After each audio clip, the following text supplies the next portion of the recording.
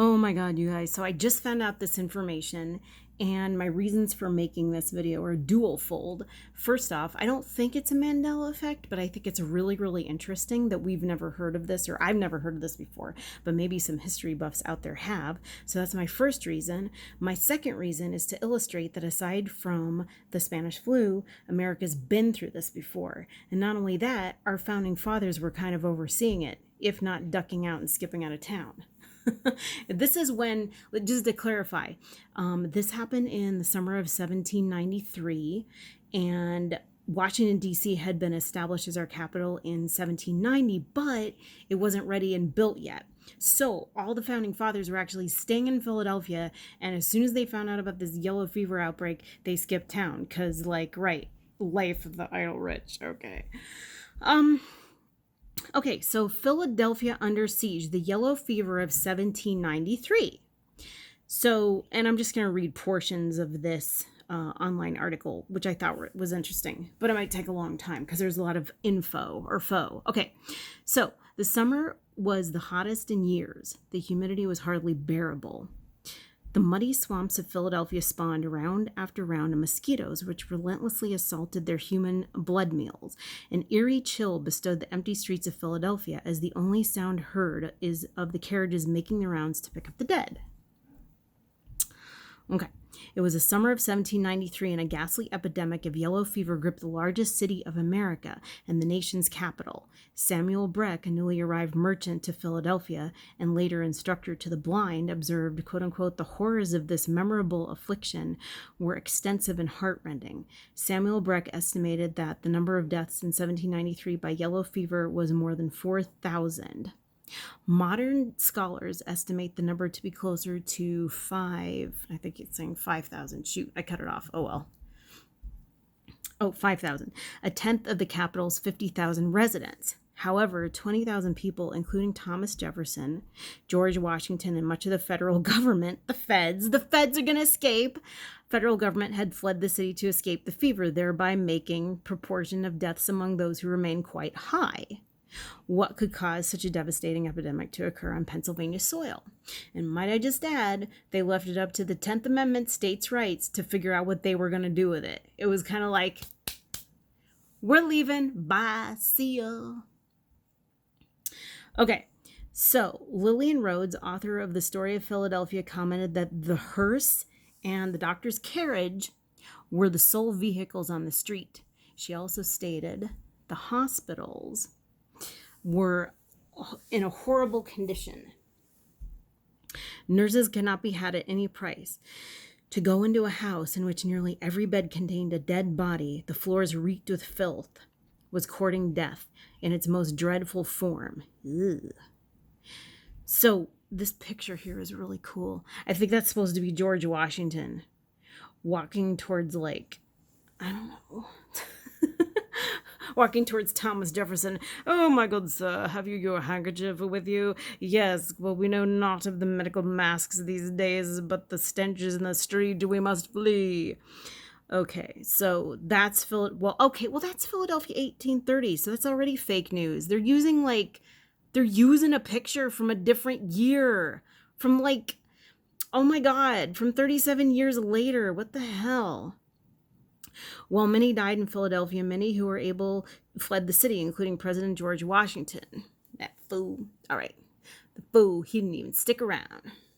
Shirking his responsibilities. Actually, no, because they were the state of Pennsylvania's responsibilities. So I guess even back then, the federal government left it up to states and the states' rights. Why do I keep repeating that? I don't know. Okay, anyway. Pennsylvania, no city has ever faced its own mortality to the extent that Philadelphia suffered under the yellow fever affliction. The spread of yellow fever to Philadelphia resulted in panic and fear of death. It actually sounds like a really horrible disease, too, because I read about it. The number of deaths changed from 10 victims a day in August to 100 a day in October, and sudden exit was of common occurrence, as depicted by Samuel Breck.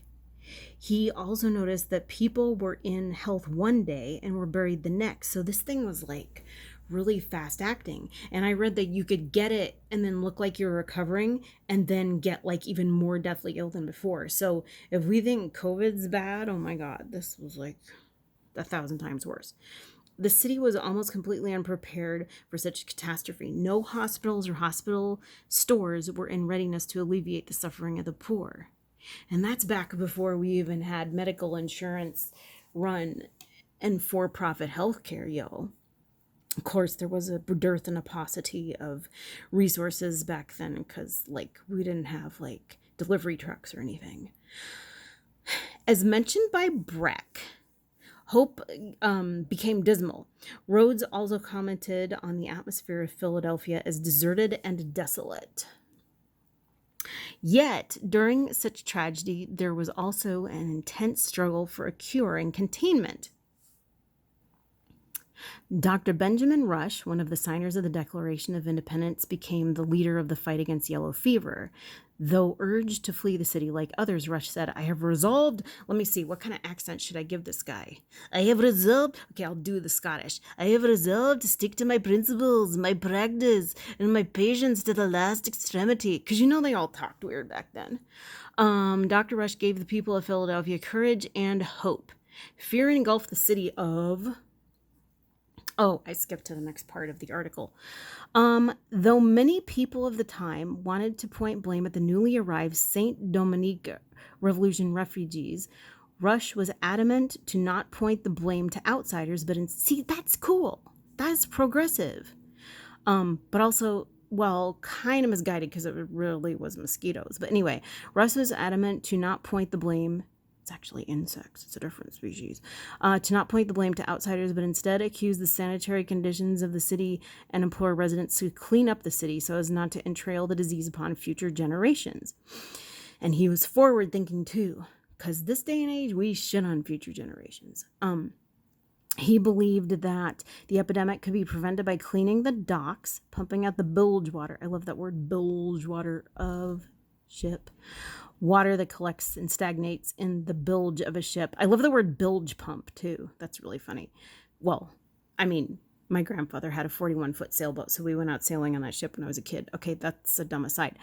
Cleaning sewers more often, washing the streets in warm weather, removing filth from home better. Removing filth from home better. Emptying toilets more often, stopping building so close in alleys. Stopping, that's an awkward sentence. And eating less meat in the summer. In regards to the disease, actually, that's what we need to be doing now, eating less meat, because those meat packing factories, oof, that's like a cesspool of disease right now. That's kind of timely, actually. So eating less meat in the summer. So maybe come summer, wouldn't that be weird if like in the summertime our meat packing plant shut down? I could deal with it.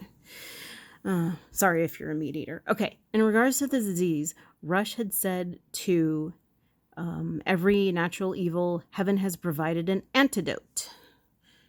All right. So Americans played a vital role in the epidemic of 1793. Rush pleaded for the help of Philadelphia's free black community, believing that African Americans were immune to the disease. That's weird. African Americans worked tirelessly with the sick and dying as nurses, cart drivers, coffin makers, and grave diggers.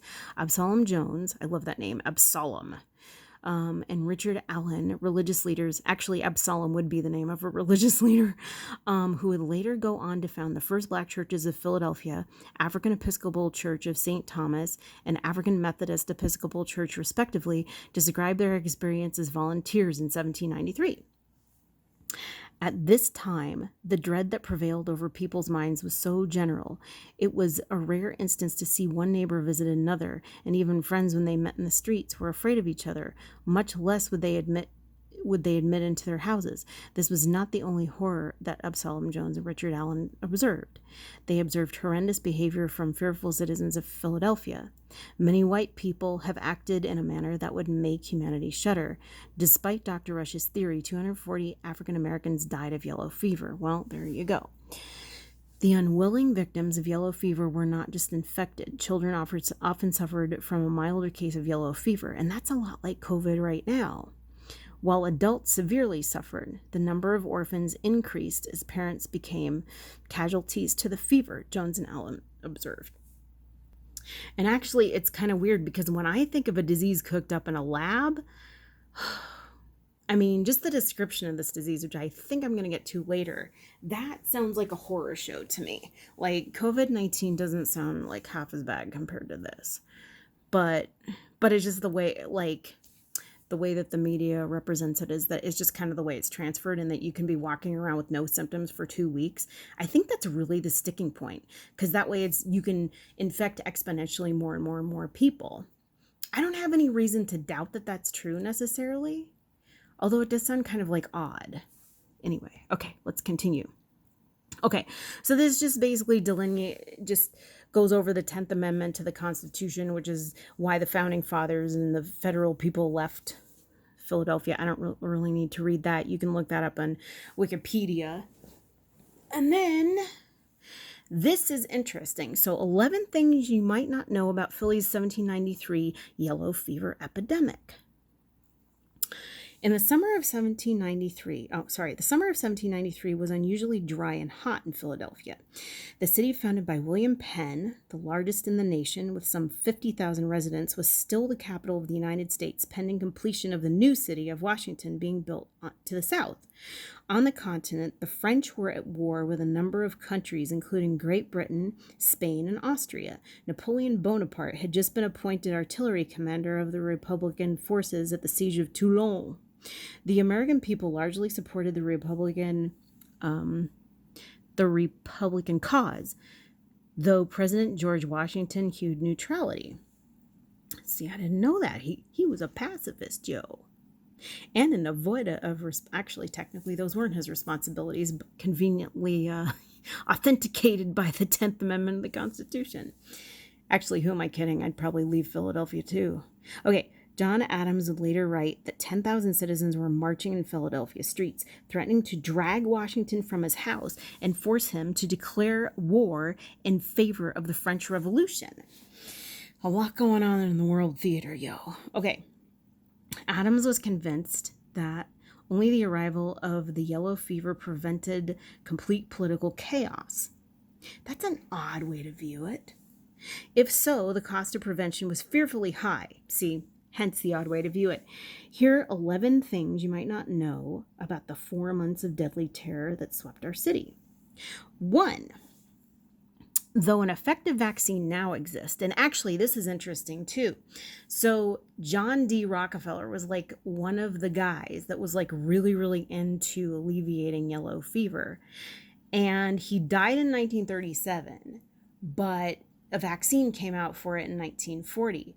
And it was really weird because I was talking with this anti-vax lady on Facebook, and I should tell you that I used to be anti-vax, but just due to people who are immunocompromised who can't get vaccines, and also babies can't get vaccines, that if we don't get vaccines, then we could give those people the disease and then they could die. Although I don't know how many immunocompromised people there are, but that's one of the reasons that I'm no longer against vaccines. And also too, when it comes to polio and smallpox, a totally disfiguring disease, you really don't want those. But I can totally see why parents would be nervous about it, because there are really freaky things in vaccines. Although what I am is an anti-flu vaccine person. I will not take the flu vaccine. And obviously COVID-19, that vaccine makes me nervous too, especially if they want to give it to all of us. So I totally feel you on that. But anyway, what was I saying? So it was weird because I was talking with this anti-vaccine lady on Facebook, and she kept quoting John D. Rockefeller as saying that vaccines never helped anybody.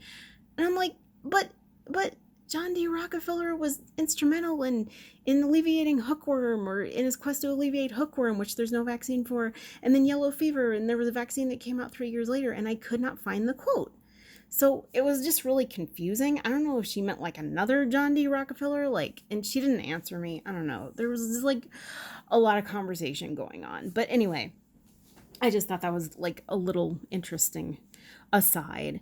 And she also kept saying, to the profiteers, and I'm like, well, John D. Rockefeller was one of the biggest profiteers there ever was, hence the name, or not hence the name, but look at the name. But he died 3 years before the yellow fever vaccine came out or was actualized. So anyway, okay, so though an effective vaccine now exists, yellow fever still kills some 30,000 people every year, about 90% of them in Africa. A bout of the disease typically begins with fever and chills. Oh, yeah, this is the gross part. Okay, fever and chills, after which the patient seems to recover. But following this remission, which may last several days, the sufferer's skin turns yellow, and he or she falls into a stupor, throws up black vomit, another name from the illness, becomes incontinent, and wastes away. That's another part where the yellow comes out. Oh, that's so terrible. Okay, so 2. That was tiring, yo.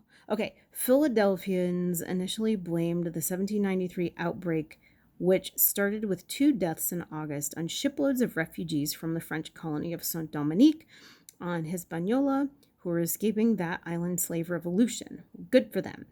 It was believed that the disease spread from person to person rather than via bites from Aedes aegypti mosquito. Okay, I've never heard that word. But it's the same one implicated in the Zika virus fever. Weird. Okay, Philadelphia was considered the hottest and dampest of all cities in the Atlantic seacoast. Although at the beginning of this article, I thought they said it was dry. Anyway, whatever. And even worse than Charleston or Savannah. The city was surrounded by marshes and swamps. The Dock Creek was a single open sewer. Ew. In the rest of the city, liquids and waste, including offal. Offal? I've never seen that word either. OFFAL. I mean, AWFULES, but offal and dead animals. I guess that means the animals were offed. Were thrown into holes dug into the ground that also captured rain. I said that a little too prickly. They captured rain. Rain runoff. Residents stored rainwater in barrels. All of this provided a perfect breeding ground for mosquitoes. The 1793 epidemic, which was followed by lesser outbreaks in 1794, 1797, and 1798, propelled the establishment in 1800 of the first municipal water system in America, designed by Benjamin Latrobe. Oh, I bet that's the beer guy. Old Latrobe. That's like Rolling Rock, yo, at Center Square. But this wasn't because people realized that mosquitoes were the problem. They simply connected the fetid environment with sickness. 4, among recommendations for staving off the fever were smoking tobacco. Oh, geez. That's like in the 1950s. Smoke tobacco. It's good for you. I'm a doctor. I smoke. Smoking tobacco, cleaning the house. Although the smoke probably keeps the mosquitoes away. I think I heard that somewhere before. Cleaning the house and or one's person with vinegar. Vinegar is multi-purpose, but it's not going to kill this. Carrying a tarred rope, covering the floors of rooms with a 2-inch deep layer of dirt to be replaced daily. Oh my God, that's a lot of work.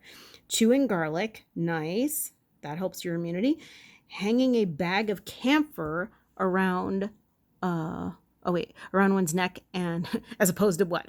Around one's wrist, and lighting bonfires and or setting off guns in the streets. Okay. Setting off guns, maybe we can scare away the mosquitoes. 5, the city's 16-member College of Physicians strongly disagreed on how to treat the disease, but managed to come up with 11 recommendations that included the immediate silencing of the church bells that were constantly tolling for the dead and getting on everyone's nerves. Well, that you'd kind of have a really bad Pavlovian response to bells if that were the case. A negative Pavlovian response. Among its, your mouth would get dry instead of wet. Among its other duties, the College of Physicians managed a singular Philadelphia institution, the Humane Society for Recovering Persons from Suspended Animation. Oh, that's such a weird way of putting it. Suspended animation, which was founded to treat victims of drowning. The suspended animation. Okay. That's weird. But had expanded to deal with sufferers from heat, cold, lightning strikes, suffocation, and the like, etc. 6, A rush of paupers with the fever impelled the city's overseers and guardians of the poor to requisition for their housing an enclosed amphitheater. Now that's interesting. Instead of hotels like they're using in our city, using an amphitheater at the 12th and Market that had just been built by famed Scottish, see, I wasn't wrong for using a Scottish accent, equestrian John Bill Ricketts to house his circus. Oh, that's kind of funny. When nearby homeowners threatened to burn the place down because of the quote-unquote repulsive sick it contained, the Guardians commandeered the vacant Bush Hill estate north of Vine Street, built by prototypical Philadelphia lawyer Andrew Hamilton, for a hospital. 7. 20,000 people, including the nation's political leaders, mostly those with country houses and friends with country houses, vacated their homes in the city because of the epidemic. Left to deal with a crisis where the middle class, the ever-present poor, and a small cadre of physicians, most prominently Benjamin Rush, who, though the loss of a host of patients never wavered in his recommended treatment, copious bloodletting, he falsely believed there to be twice as much blood in the human body as there is, and purging via heavy doses of mercury, oh good God, which turned the teeth and mouths of those who survived black, hence another reference to black. Maybe that's why they were vomiting black.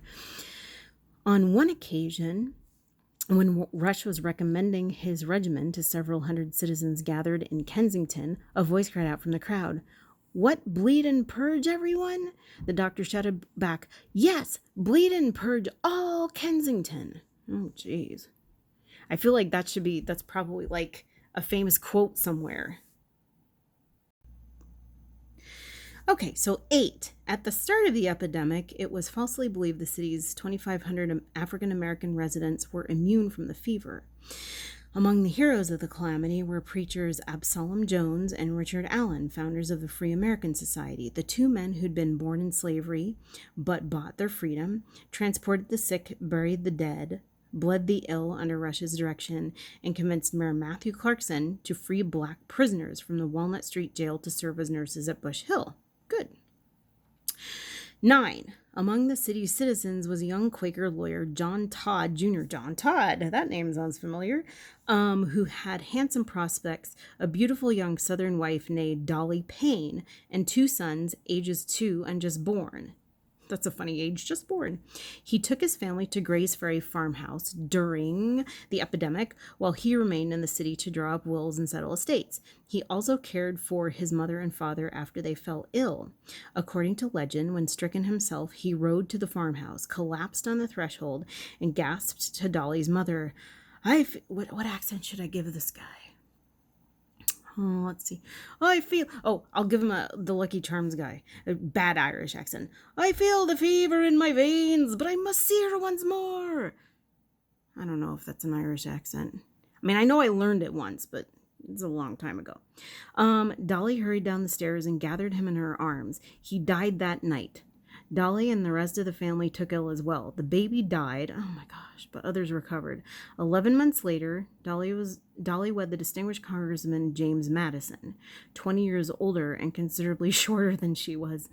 In 1809, Dolly Payne Todd Madison became the 4th First Lady of the United States. Oh, Dolly Madison, right.